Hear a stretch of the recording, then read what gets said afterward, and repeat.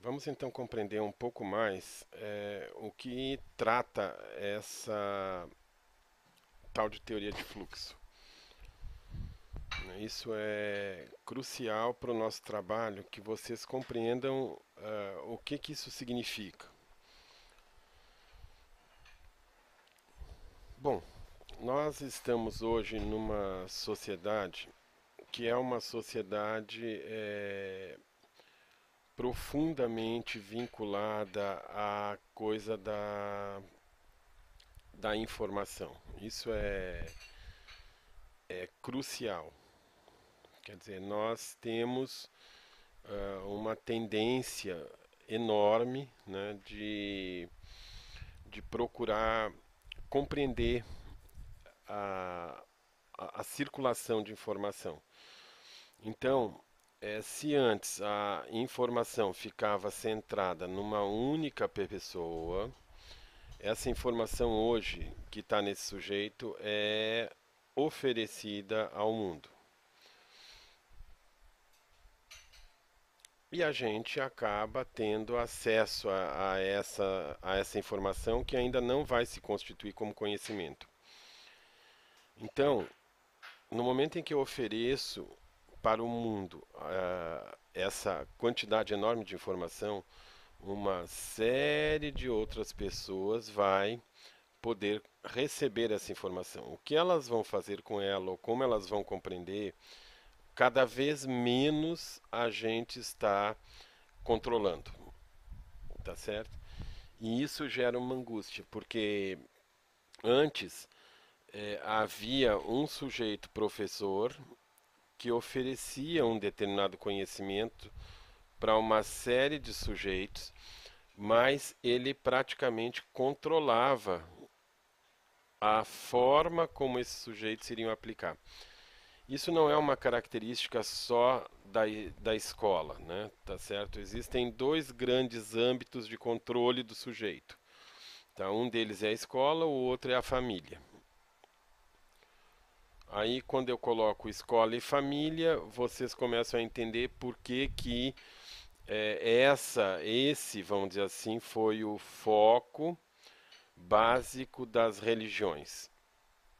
Quer dizer, na medida em que eu controlo a escola e a família, eu controlo os corpos, eu controlo os desejos, eu controlo o que todo esse pessoal aqui está sentindo, na medida em que eu consigo controlar isso, né, com chamadas códigos morais, éticos, maneira de comportamento, sexualidade, pensamento, tudo isso eu consigo controlar esses sujeitos. Então é lógico que a escola e a família passam a ser os objetos ou os dispositivos mais interessantes para serem controlados, né? Controlados por uma governamentalidade. A teoria de fluxo ela vai proporcionar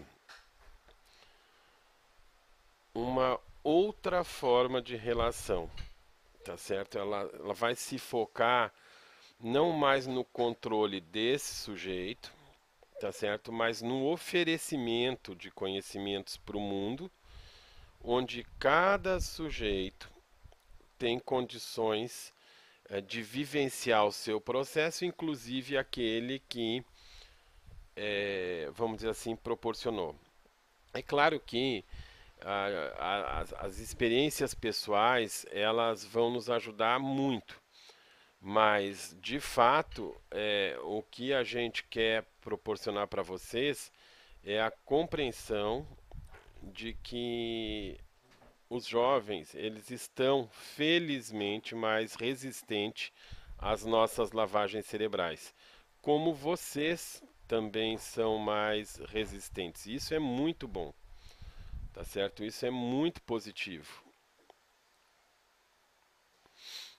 Então, com base nisso que nós estamos pensando a questão da forma de se trabalhar a docência. Isso para nós é crucial, tá certo?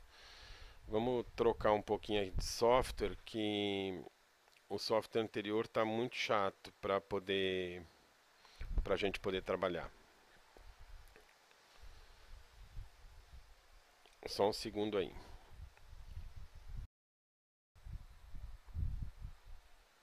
Bom, vamos ver como é que fica aqui agora a gente continuando nesse outro software.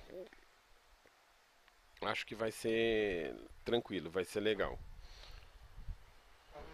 Então a gente está conseguindo chegar num acordo em relação a essas coisas, né? Nós estamos entendendo que existe um fluxo de informação, que esse fluxo de informação ele é, vamos dizer assim, mais livre, por assim dizer, tá certo? Ele é mais livre. E essa liberdade, vamos dizer assim, ela tem um custo, tá certo? De qualquer modo, nós estamos num período de muito mais trocas, tá certo? E essas trocas, elas são muito importantes para a nossa construção social. O que que acontece? Quando a gente passou para o iluminismo, não é? Quando a gente veio para o iluminismo, a gente veio com um outro projeto de sociedade.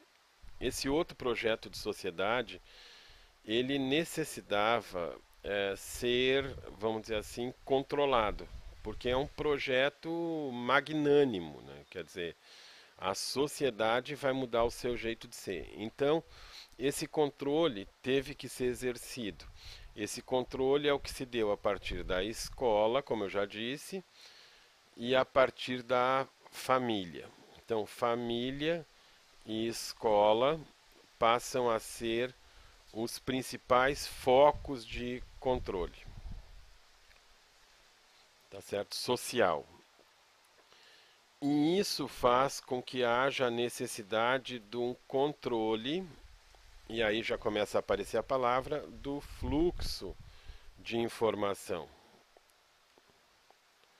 Vou escrever aqui que fica melhor para vocês verem. Na medida que esse fluxo ele passa a ser controlado, o sujeito começa a receber e a trocar única e exclusivamente informações que alguém ou alguma instituição quer que eles troquem. Algumas são proibidas. Vamos pensar aqui em algumas situações proibidas. Por exemplo, não se discute sexo, gênero,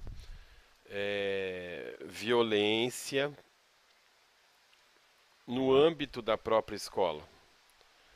A gente conversa sobre isso, mas a gente não fundamenta, a gente não discute. Isso é um momento isolado dentro da escola. Então, essa questão do sexo, então, vocês veem assim, né? Não existe uma disciplina de fato de educação sexual, né? O que existe é uma disciplina de doenças sexuais, né? Então, o pessoal, ao invés de trabalhar a educação sexual, ele não trabalha isso e ele trabalha, assim, doenças sexualmente transmissíveis. Quer dizer, uma boa parte da disciplina ou da matéria que envolve educação sexual trata de tragédia, né? Isso é controle dos corpos e do pensamento. É dessa forma que o fluxo fica interrompido, né? Então, é complexo essa passagem para uma condição de consciência mais interessante. E nós somos levados como docentes, nós somos levados a perceber essa necessidade disciplinar. Até porque esse conteúdo de tragédia que é, no caso, a educação sexual, esse conteúdo de tragédia ele vai ser cobrado posteriormente nos exames que o jovem vai ter que fazer. Então, se ele não souber disso, se ele não entender isso, ele não passa adiante. É dessa forma que se vai disciplinando e controlando. Alguns poucos chutam o pau da barraca disso e conseguem avançar ou se entregam a, sei lá eu, a condições que eu vou chamar agora como de artesanais. Mas na verdade isso é construído. Então vamos ver assim agora a partir daqui como é que isso se dá, né? Quer dizer, como é que essa coisa do fluxo pode se dar, né? E trabalhar a ideia do fluxo e do refluxo, né? Que é bastante interessante do meu ponto de vista, né? Quer dizer, o que a gente está convidando é para que a gente pense, né, que uma coisa que parece natural, na verdade é uma construção cultural, tanto do docente como do discente. E isso depois, se vocês quiserem entender melhor como é que isso funciona, procurem ouvir um pouco os posts onde a gente conversa sobre a contracultura. Está nesse mesmo canal onde eu vou disponibilizar esse. Lá vocês vão poder ouvir um pouquinho dessa conversa que envolve a construção do chamado conflito de gerações. Isso não nasceu do nada e desemboca diretamente na ideia de fluxo. É claro que desemboca em qualquer outra coisa, né? Eu estou tentando mostrar uma vinculação para vocês de que os comportamentos de vocês como docentes são engendrados para parecer que vocês não podem e não devem fazer de outra maneira.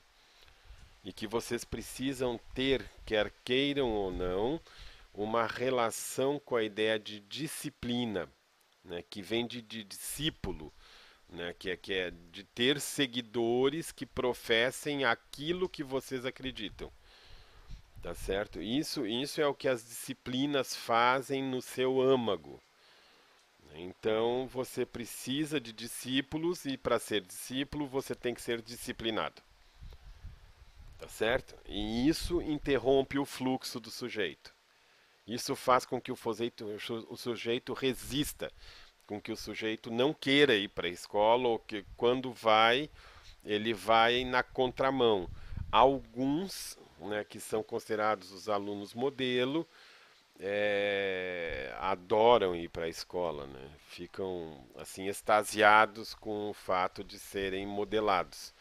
São mentes jovens, né, que não percebem todas essas relações políticas. E é claro que o professor não só faz uso disso, como dá estrelinha de ouro para o aluno que tem esse tipo de comportamento, tanto do corpo disciplinado quanto da mente disciplinada. E isso significa o corpo que segue aquilo que eu digo que ele pode seguir e a mente que eu digo o que ela pode pensar.